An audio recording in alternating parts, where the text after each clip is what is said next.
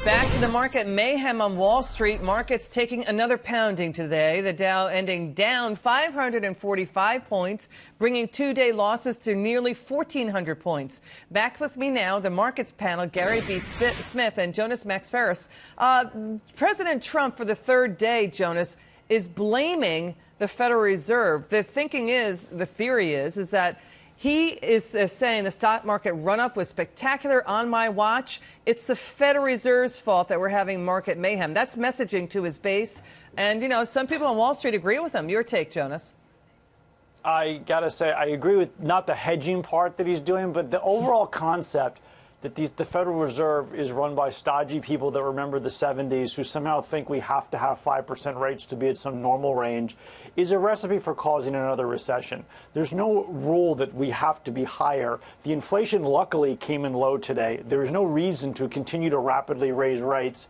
It could cause a global financial crisis for no reason because the longer-term bond market investors are very happy earning rates right around inflation. They don't seem to care, and that's great. There's a lot of money in the system. So he's actually onto something, and that is watch what you're doing. Now, I'm not saying we need 0% rates and it's okay these early moves, but the Federal Reserve is acting like this is the hottest economy of all time and it's about to burst into double-digit inflations. And it's because they're all old and they read all these economic textbooks, and that's not settled science. They don't know why we had global inflation back there, and they're going to engineer the economy based on something that's a hunch, basically. Yeah, that's and be very careful that we don't go too high. Yeah, I know.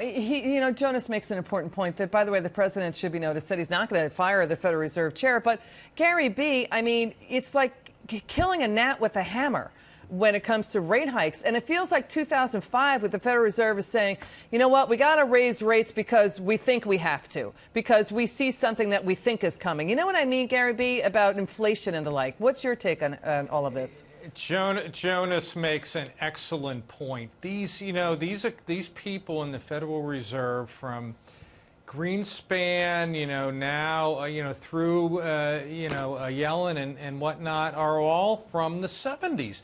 Think back in the 70s. You had what? You still basically had 3 networks back then. Now you have hundreds of networks to watch TV on, or you didn't have a Netflix.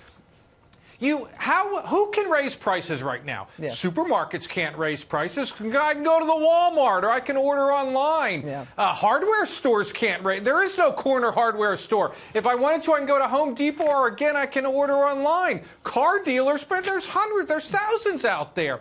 Who can raise prices and cause inflation? No one can cause inflation out there. It's very difficult. Even commodities you can substitute here and there. So they're fighting a war that's been won. They need to move on to the next thing, which who knows? Like I said yesterday, they could probably just do it with an algorithm out there. They don't need all these smart PhDs who think they can forecast into the future. I just love the common sense of you guys. Here's the president.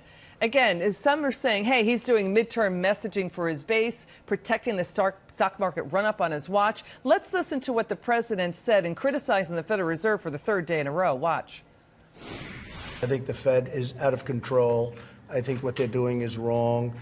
I think the Fed is far too stringent, and they're making a mistake, and it's not right. And it's despite that, we're doing very well. But it's not necessary, in my opinion, and I think I know about it better than they do, believe me. No, I'm not going to fire him. I'm just disappointed at the clip. I think it's far too fast, far too rigid, far too fast. Jonas, far too rigid, far too fast. Your take, quickly.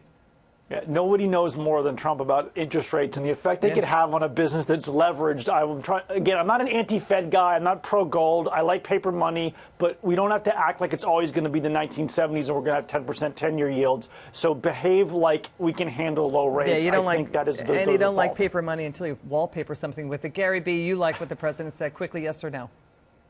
I like his sentiments. I'm anti-Fed. I don't think we need a Fed. Okay.